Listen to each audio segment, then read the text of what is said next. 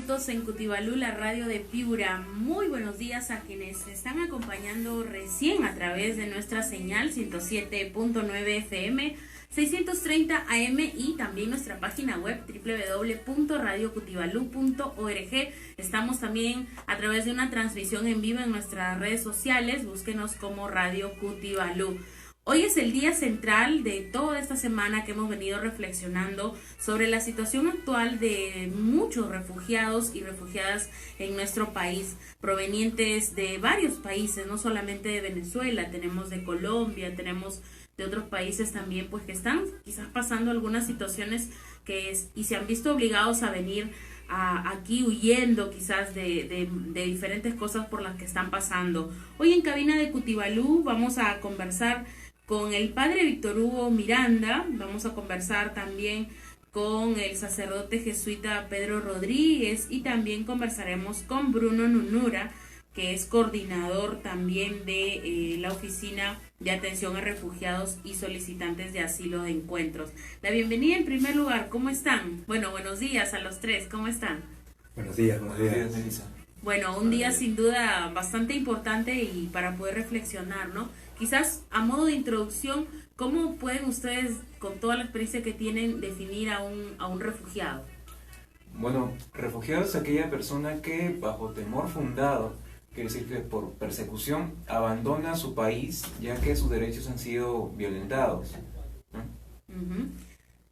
Sí, o sea, el refugiado en realidad es aquel que por razones mayores, ¿no?, tiene que alejarse, irse de su lugar de origen y buscar algún otro espacio donde pueda tener oportunidades distintas, ¿no? Esa es una realidad compleja, es una realidad que tiene una larga historia en la humanidad en general y que en las últimas décadas se ha acrecentado fuertemente. El país está encontrándose con esa situación de manera mucho más directa, ¿no? Uh-huh. Sí, para mí un refugiado al final, pues como han dicho los compañeros, pero no deja de ser resaltar, ¿no?, una persona cargada de heridas, ¿no?, y sobre todo de rechazo, que viene a un país buscando algo nuevo porque en el suyo no lo encuentra, ¿no? Uh-huh. ¿Qué es lo que dice el padre, el Papa? En realidad, en la reflexión de la Iglesia y en la reflexión en el caso de la Compañía de Jesús, es uno de los pilares de la misión de la Compañía de Jesús y de la Iglesia, porque un refugiado es una persona vulnerable, ¿no? Es una persona que está expuesta a una serie de situaciones complicadas y frente a la que necesitamos de algún modo atender, ¿no? El Papa Francisco ha sido claro en el caso de Europa, por ejemplo, ¿no? Ha ido a los lugares donde los refugiados tratan de ingresar, ha acogido a personas refugiadas cercanas o ha generado espacios de acogida e invita permanentemente a que los distintos estados puedan reflexionar sobre cuál es el mejor modo de acoger a refugiados, pero también de acompañarlos, ¿no? Es un tema bien complejo que abarca distintos aspectos y del que la Iglesia es como consciente y trata de aportar desde donde está. Claro, porque más allá de una protección internacional o convenios en el cual el Perú, mencionándolo, está inscrito, ella es una cuestión de humanidad, ¿no? Poder Pasar donde ellos puedan contar lo que les ha pasado y a partir de ahí de alguna forma que hagan una especie de catarsis, ¿no? Sí, en realidad los refugiados traen consigo una mochila muy pesada. Es cierto que son situaciones complejas. En el Perú nos encontramos también tenemos que caer en la cuenta que nuestros hermanos y hermanas que vienen de otros países, en su mayoría en estos momentos estamos viviendo la experiencia de Venezuela, pero de otros lugares, llegan con historias complejas, ¿no? Huyendo. Si finalmente han tenido que hacer todo lo posible para salir de su país, para llegar hasta aquí, incluso exponiendo en muchos casos a sus hijos pequeños, ¿no? O mujeres embarazadas. Es decir, ¿cuál debe ser el sentimiento de alguien que tenga que irse de su lugar de origen, atravesar toda una serie de situaciones, tener una serie de experiencias negativas para tratar de mirar un poco la vida con esperanza, ¿no? Entonces, frente a eso, nos toca, en primer lugar, acompañar, ¿no? Saber estar cerca. No siempre vamos a poder ayudarles del mejor modo, no siempre vamos a poder ayudarles económicamente. Quizás en la medida de las posibilidades hacerlo, pero con poder estar cerca, con poder mirarlos y reconocerlos como seres humanos, yo creo que damos un paso importante, ¿no? Algo que nuestra fe nos enseña y que la tradición de la iglesia también insiste, es que tenemos que reconocer que todas las personas, todos los hombres y mujeres, somos hijos de Dios, ¿no? Somos criaturas de Dios. Y ya eso nos da de por sí un valor y una dignidad que tenemos que saber reconocer y que tenemos que saber respetar y cuidar. Bruno, ¿cómo es que vienen trabajando en la oficina de atención a los refugiados y además solicitantes de asilo en encuentros? ¿Es lo mismo solicitar refugio y solicitar asilo? Solicitar refugio equivale a pedir ya una protección internacional y amparo del país que está albergando, que lo está acogiendo. Ya el solicitar asilo implica un trámite más orientados a la ciudadanía. Lo que hacemos aquí en la oficina, como dice el padre Víctor Hugo, es prácticamente eso, reconocerlos como seres humanos que son, empoderarlos, tratar de que ellos mismos también reconozcan y vuelvan a ejercer ese derecho personal, no ese derecho personal, sino esa misma persona que eran antes de haber salido, porque el tránsito demanda una despersonalización tremenda.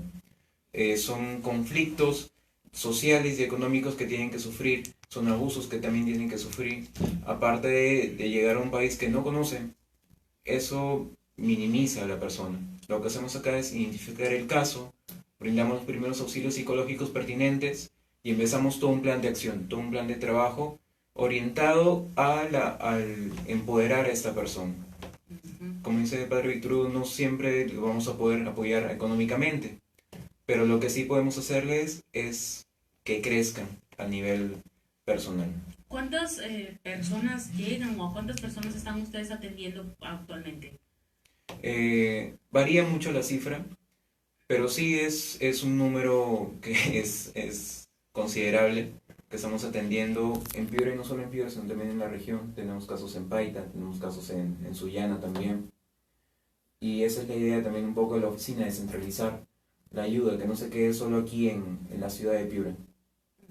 Me gustaría, ya para ir un poco concluyendo, escuchar el mensaje que tuviéramos que darle a aquellas personas que siguen rechazando no solamente a venezolanos y venezolanas, sino a diferentes personas que llegan de fuera, y siempre con esta frase que dice que acá en el Perú hay mucho por hacer, por atender, hay personas en la sierra, que los niños de Puno, y sí, todo lo que vemos en redes sociales, ¿no? Y mostramos una especie de odio, no sé, bueno, cómo se le pueda llamar, el mensaje para todas aquellas personas. Sí, yo creo que una cosa que sí tenemos que hacer es reconocer que eso plantea una problemática compleja, ¿no? O sea, yo creo que no podemos ser ingenuos y solamente decir, bueno, sí, tenemos que acoger con los brazos abiertos y nada más, ¿no? O sea, primero yo creo que tenemos que reconocer que hay una situación compleja, que en efecto todavía nuestro país no está en una situación en la que todos los peruanos son atendidos del mejor modo, ¿no? Pero esa es una responsabilidad del Estado, por un lado, pero es responsabilidad de la sociedad civil, es responsabilidad de todos, ¿no? Todos tendríamos que preocuparnos, en efecto, porque todos nuestros compatriotas puedan recibir las atenciones prioritarias que necesitan, ¿no?